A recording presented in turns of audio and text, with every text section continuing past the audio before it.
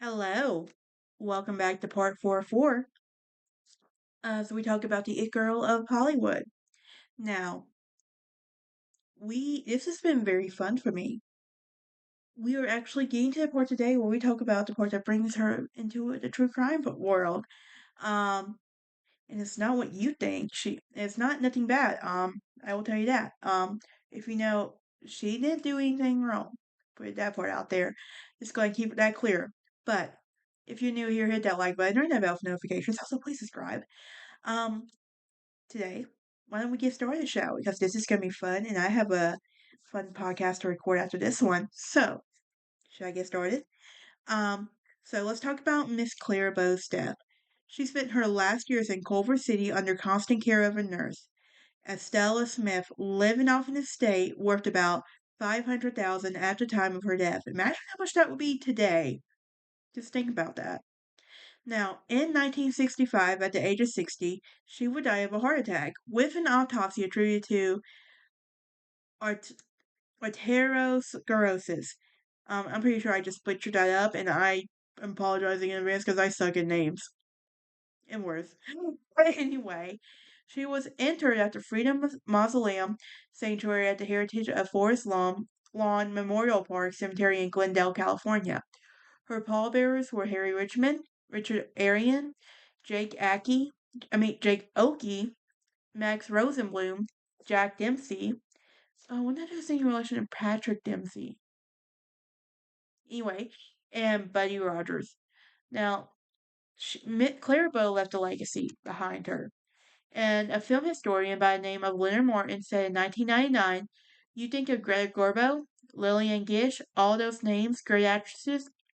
Clara Bow was more popular in terms of box office dollars and in terms of consistently bringing audiences into theaters. She was right on top, and in 1999, the American Film Institute excluded Bow from its finalized 100 Years 100 Star, although she was on the list of nominees. Now, film historian Kevin Brownlow did not mention Bow in his 1968 book on silent films, In the Praise Gone by Louise Brooks, who received a chapter um, in the book and wrote that you brush off Clara Bow for some old nothing like Brooks. And Clara made 3 pictures that will never be surpassed: Dancing Mothers, Man Trap, and It. And in a conversation with a filmmaker, Thomas Hamilton, Brownlow explained that he had planned to include a chapter on Bow, but he was unable to secure an interview with her with the reclusive star before her death. And since all the chapters were based on first-hand accounts, it wouldn't have it would have been inconsistent to have a chapter based off second-hand anecdotes. And Brownlow made up for his omission by including an entire segment on Bow in his television documentary Hollywood, a celebration of silent films, for which he interviewed Brooks. Now, let's talk about why you really want to hear what you really want to hear. Um, she was involved in a crime where her secretary embezzled money from her. So, Clara Bow had appeared in about 40 films by the time she made Wings in 1927. Both films were financial and critical successes, and Clara was praised as a joy to behold. Um, she will forever be identified as the It Girl, and there is no question that Clara Bow possessed it and spades. Now, the public adored her, and for good reason. Bow had sex appeal infused with enough sweetness and innocence to make her approachable, and while avoiding Sargent. Now, Clara was making truckloads of money, as were her contemporaries, and many of them had no clue what to do with the money except to spend it. Until in about 1928, where Clara's money was managed by Bogart Rogers, and in 1928 her money and her professional affairs were placed in the hands of her secretary, Daisy DeVoe. Now, on November 10th, 1930, local newspaper reported that Clara and Daisy had parted ways and there wasn't an amicable split. Both Clara and Daisy hinted to stories of a break in professional work relationship. And DeVoe would go on to say, as far as I know, I'm her secretary. Miss Bow has not served notice on me. I guess I'll have to find out all about it. And Clara refused to comment. Now, a few days later, the story got even interesting, and it was revealed that Daisy had indeed been fired by Clara, and then that she had helped herself to some of her former employees' valuables like jewelry, a sapphire ring, and a diamond jewelry, a sapphire ring, and all of her insurance papers. In addition, Daisy had also taken $20,000 cashier's check and a mass of personal papers, including canceled checks, paid and unpaid, and personal correspondence.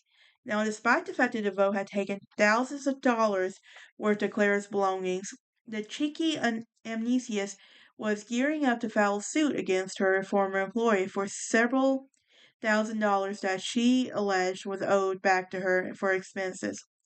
Daisy's attorney, Nathan O. Friedman, announced that he was going to file a civil suit on behalf of Burren Pitts, the DA, the Blaney Matthews, and according to DeVoe, the two had kept her at linked for several days while they cleaned out the safe deposit box. Fitz didn't think DeVoe had much of a case since the majority of the items found in the safe deposit box belonged to Clara Bow. He would tell reporters. And he would also go on to say, there's no question that Clara Bow possessed the it in space. Now, the public adored her, and for good reason. Bow has sex appeal infused with sweetness to make her approachable. Let's see. Here we go. I don't know what I was doing there. Disregard that part. But anyway, he'll go on to say this matter came into the office as a nature of a formal request of criminal complaint against Miss Daisy DeVoe for the embezzlement of money and property belonging to Miss Clara Bow. Now, the matter was regularly referred to Mr. Blaney Matthews, the chief of the Bureau of Investigations, and after several days of investigation, Mr. Matthews reported that Miss DeVoe uh made a 30-page confession to a sum of $35,000 of Bow's money. Now, a great deal of which was found in her possession, and it is the policies of her office before issuing complaint against a private citizen. Now, to first thoroughly investigate the case in order to prevent a mistake or miscarriage of justice, the investigation was completed today, and the office had no alternative under the law but to place this matter before the county of a grand jury. Daisy was quick to deny having a confession, and she boasted that she had nothing to fear from the grand jury, but she has spoken too soon, and the grand jury was indicted her on 37 counts of grand theft. Not only was it alleged that she had walked off with some of her jewelry and personal papers, she was also accused of withdrawing approximately 16,000 from Clara's account. And DeVoe was arrested and immediately posted $1,000 bond, and she wouldn't have to wait for her arraignment from behind bars. So, and her trial would begin January 13, 1931, and Daisy's attorney quickly directed jurors' attention away from Daisy's alleged bad behavior, shining light on Clara's lifestyle. And according to the information of gleaned at the canceled checks, she spent over $350,000, which would be equivalent to 4.8 million today, between February 1929 and October 1930 on clothing, automobiles, and going out. And Freeman's division tactics including questioning the actress about her payment of whiskey, which was illegal at the time. Um, and Clara explained repeatedly under questioning that she authorized Miss DeVoe only to draw checks for her own salary and household expenses. And at one point, Clara leaned forward to the witness box and remarked to DeVoe, "Go ahead and sneer, Daisy. That's all right."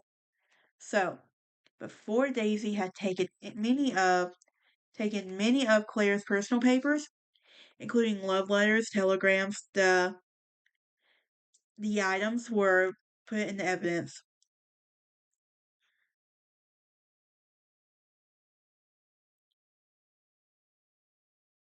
Um, and of course, some of the telegrams, particularly the most personal of them, were read out loud in the telegram dated September 8, 1930, from Rex Bell to Clara while she was staying in Tahoe, and it read, "Dearest sweetheart, darling baby, I do miss you, and this is the beginning.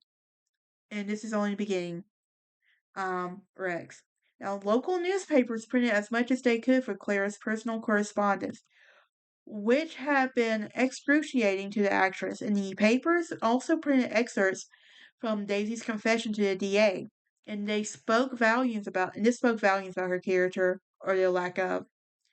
So, Daisy had come to LA in 1923, graduating from St. Louis Beauty College, and she was employed. Um, did I tell you to do that? No, I did not tell you to do that. No. Sorry, my laptop went crazy for a second. Now, Clara hired Daisy in 1929. The former hairdresser had taken every opportunity to fame her in her confession. In one part, Daisy said that she overheard a conversation between Clara and Rex, in which Rex said that he thought Daisy ought to be fired. When she was asked what she did with this information, she said that she decided to go quietly because Miss Bow was drunk. And if I had gotten into an argument um, with her, she would have tried to kill me because she tried to once before. She will go on to say that I think it would be better to walk out and later straighten out the affairs. And I wanted to get her things settled quietly as possible and keep Clara out of the papers because one or more slamming in the papers, Clara through the pictures. Now, her confessions revealed her attempt to extort money from Clara by threatening to use her personal papers to expose her in public ridicule for her silence. And Daisy told the DA's investigation that she expected 125,000, and she said, "I think it would be an advantage to her advantage to keep my mouth shut." When her extortion plans failed, she was busted for grand theft. DeVoe's attorney, Nathan O. Freeman, used Clara's private conversation correspondence to humiliate her in court, and it was all legal. And the stolen papers had been submitted as evidence, and it was a nightmare for Clara. Now, nearly 3 weeks after the trial, Judge Duran finally banned the rampant mudsliding, and which was primarily from Daisy's corner, and it was about damn time. Now, Clara hadn't done anything to misjudge Daisy's character, but yet her reputation had been tarnished. Daisy's venomous attacks, even on the delete that had an effect on Clara's career. The Riverside Board of Censorship barred one of Clara's films because of the notoriety given at the actress and trial of her former secretary, and the chair of the board, Mr. Jesse Jocelyn, self-righteously announced, "Our actions of barring her film was taking notoriety of the actress in the LA trial. Besides, the picture is not a type we won't show." Now, meanwhile, um, Daisy's jury came back deadlocked, and this seemed to have been confused by one instruction regarding intent to permanently deprive the owner of property. And they found Daisy DeRoe guilty on one count of only on one of the 30 counts of grand jury. And the misery of having her private life made to public consumption was finally too much for Clara. And in May 1931, she was admitted to the Glendale Sanitarium. And Paramount Studios executives denied her illness would terminate her career. But Clara decided to retire from the film business and live a quiet life out of the public eye. And her contract with Paramount was terminated by mutual consent, and she moved to Rex Bell's Nevada ranch. But that is it for this episode. This has been fun talking about Clara Bow. I'm not gonna lie. So I have to go start now doing some last minute research for the Black Death for my next podcast episode on Dark Academia for Insomniacs. But you can join me next time on True Crime Lounge as we talk about the death of George Reeves. But I will see y'all next time. I hope y'all enjoy this and have a happy Thanksgiving.